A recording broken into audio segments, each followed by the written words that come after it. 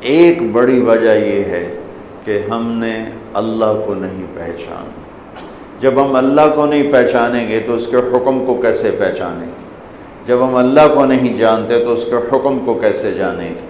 ہم نے اللہ کو نہیں پہچانا، ہم نے اس کی ہستی کو، اس کی طاقت کو، اس کی ہیبت کو، اس کی قدرت کو، اس کی کبریائی کو ہم نے نہیں پہچانا۔ حاکم کی قدر ہوتی ہے تو حکم کی قدر دل میں پیدا ہوتی ہے۔ ہم اللہ کو بطور حاکم پہچانتے نہیں، اللہ کو بطور حاکم جانتے نہیں، اس کی قدرت، اس کا جاہ و جلال، اس کی ہیبت، اس کی بادشاہی، وہ ہمارے دلوں پر اس کا اثر کوئی نہیں، لہذا اللہ کہتا ہے کرو، وہ کہتا نہیں ہوندہ، مت کرو، نہیں کرنا ہے، گزارا نہیں ہوندہ۔ یہ دو باتوں پہ اتنے بڑے بڑے فرائض ہم چھوڑ دیتے ہیں اور اتنے بڑے بڑے حرام کاموں پہ آ جاتے ہیں۔ تو بھائیو، پہلی چیز ہے کہ ہم یہ جانیں کہ یہ کون کہہ رہا ہے بھوکے رہو پیاسے رہو، کون کہہ رہا ہے زکوٰۃ دو، کون کہہ رہا ہے نماز پڑھو، کون کہہ رہا ہے حج کرو اگر پیسہ ہے، کون کہتا ہے بدکاری فحاشی زنا نہ کرو، شراب نہ پیو، جھوٹ نہ بولو، قتل نہ کرو، سود نہ کھاؤ، دو نمبری نہ کرو، دھوکہ نہ دو، ملاوٹ نہ کرو، کھوٹ نہ کرو، رشوت نہ لو، حرام نہ کماؤ، ماں باپ کو دکھ نہ دو۔ یہ کون کہہ رہا ہے؟ بدتمیز نہ ہو، بد اخلاق نہ ہو، بے نمازی نہ ہو، یہ کون کہہ رہا ہے؟ اور کس نے کہا ہے کہ سچ بولو، صحیح تولو، صحیح بولو، محبت کا بول بولو، نفرت کا بول نہ بولو؟ یہ کون کہہ رہا ہے؟ نماز ففروا الی اللہ، کون کہہ رہا ہے حی علی الصلاۃ؟ کون خوشخبری دے رہا ہے حی علی الفلاح؟ کون کہہ رہا ہے مال میں سے حصہ نکالو، زکوٰۃ دو؟ کون یہ کہہ رہا ہے کہ میرے نام پہ خرچ کرو؟ کون یہ کہہ رہا ہے ماں باپ کی خدمت کرو؟ کون یہ کہہ رہا ہے شادی کرو، زنا نہ کرو؟ کون یہ کہہ رہا ہے بیٹیوں کو وراثت میں حصہ دو؟ کون یہ کہہ رہا ہے رشتہ داروں کو عزت دو، رشتے نبھاؤ، خون کو سفید نہ بناؤ؟ کون یہ کہہ رہا ہے سخی بنو، بخیل نہ بنو؟ کون یہ کہہ رہا ہے راتوں کو اٹھ کے شراب نہ پیو، تہجد پڑھو؟ کون یہ کہہ رہا ہے میرے نام پہ خرچ کرو؟ کون یہ کہہ رہا ہے جوڑ جوڑ کے پیسہ مت رکھو؟ نہیں جانتے کہنے والا کون ہے؟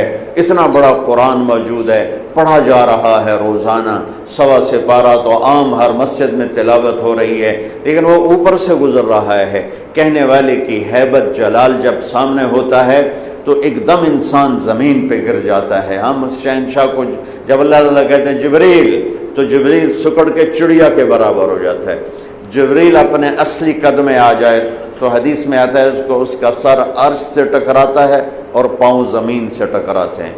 اتنے بڑے قد والا فرشتہ ہے جبریل، اگر اپنے اصلی قد میں ہو تو سر اس کا عرش سے ٹکراتا ہے اور پاؤں اس کے زمین پر آ کر لگتے ہیں۔ جب اللہ کہتا ہے یا جبریل، تو ہیبت سے سکڑ کے یوں چڑیا کی طرح ہو جاتا۔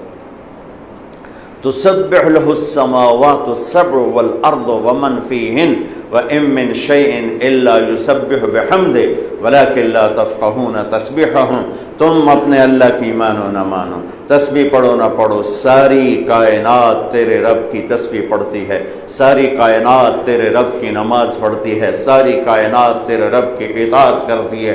کل قد علم صلاته وتسبیحه، ہر شے کو اللہ تعالیٰ نے نماز بھی سکھا دی ہے، تسبیح بھی سکھا دی ہے۔ سب اللہ کی بارگاہ میں سجدے میں پڑھو، یسجد له من فی السماوات ومن فی الارض، ساری کائنات اس بارگاہ، اس شہنشاہ کے سامنے سجدے میں پڑی ہوئی ہے۔ اطت السماء وحق لها ان تعط، آسمان میں چوں چوں کی آوازیں، چر چر کی آوازیں آتے ہیں، کڑکڑانے کی آوازیں آتی ہیں، اور میرے نبی نے فرمایا کیوں نہ آئیں؟ ما فیہا موضع اربعۃ اصابع الا وملک واضع جبہتہ ساجدا للہ، آسمانوں میں 7 آسمانوں میں 4 انگلی کے برابر جگہ خالی نہیں مگر وہاں فرشتے کی پیشانی ماتھے میں پڑی ہوئی ہے، ماتھے میں پڑی ہوئی ہے۔ بلا وہو الخلاق العلیم، زبردست بنانے والا۔ موسیٰ علیہ السلام نے پوچھا یا اللہ زمین آسمان سے تو نے کہا تھا میری مانو، وہ مان گئے، نہ مانتے تو کیا کرتا؟ 7 زمین 7 آسمان، فقال لها وللارض ایتیا طوعا وکرہا قالتا اتینا طائعین، یا اللہ اگر تیری نہ مانتے تو کیا کرتا؟ کہ میں ایک جانور چھوڑتا، 7 زمین آسمان کو لقمہ بنا لیتا۔ 7 زمین آسمان، 7 زمین 7 آسمان ایک کے لقمہ بنا کے کھا جاندہ۔ موسیٰ علیہ السلام حیران پریشان، یا اللہ